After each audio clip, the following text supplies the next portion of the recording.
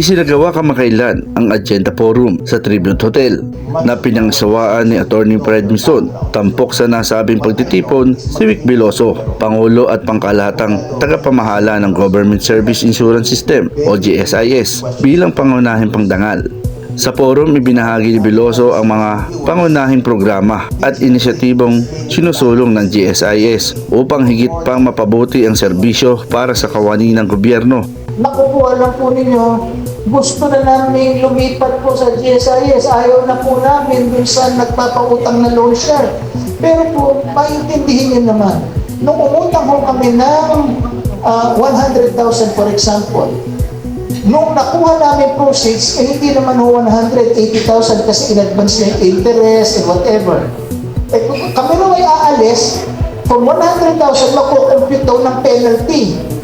At 120 na babayaran namin. Natanggap lang ho namin 80, 120 na para kami makaalis. Gumawa po tayo ng ginhawa max para lamang po maisalba natin ang ating mga miyembro. Tinalakay rin niya ang mga hakbang na ginagawa ng ahensya upang mapalakas ang pondo at matiyak ang seguridad sa benepisyo ng mga miyembro. Alam mo, Commissioner, simula po tayo na mapunta ko dito sa GSIS. Pag ako po ay pumupunta sa probinsya o kaya nandito sa head office, punta tayo kay Susigo, punta tayo Davao, Cebu. Tinatawag po namin mga stakeholders, ano po ibig sabihin yun? Guro, empleyado ng local government.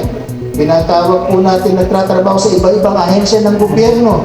O dito po kayo, nandito kami sa harap. Give us comments about the GSIS. Give us comments about our products. Give us comments about our processes. Give us comments about our procedures. Kaya po namin dito natutunan, ilan po ninyo, meron hong guro na lumapit sa atin. Sabi ng guro, alam po niyo sir, ilang taong ko na hindi nakikita ATM ko. Nakasanla sa private lending, yung mga loan shark. Ano po ginawa natin sa management ng GSIS? Tayo po ay gumawa ng produkto o loan package, yung ginhawag loan packages ng GSIS.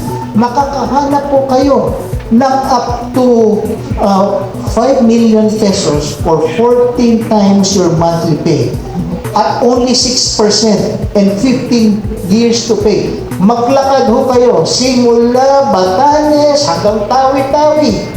Tumapit pa ho kayo sa mga channel niyan at wala ho kayo makikitang ganyang kababa. Bakit po kami nagtratrabaho at kumikita, pinipilit kumita para masustain those kind of lending? Kami ho kaharap po namin ng miyembro namin.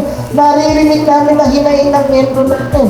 Naririnig namin hinaing na maging 1,000 pa niyan, 2,000 man yan, 3,000 man yan. Pera pa rin mo sa amin yan. Layunin ng Agenda Forum na maging plataporma, palitan ng idea at diskusyon hinggil sa mga isyong may kinalaman sa pampublikong serbisyo at pamamahalang pinansyal. Pinuri naman ni Atty. Mison ang mga reformang ipinatutupad ng GSIS. Binigyan din ang kahalagahan ng transparency at accountability sa sektor ng serbisyo publiko. Para sa Road News Arangkada, ako si Boboy Patriarca, nag-uulat.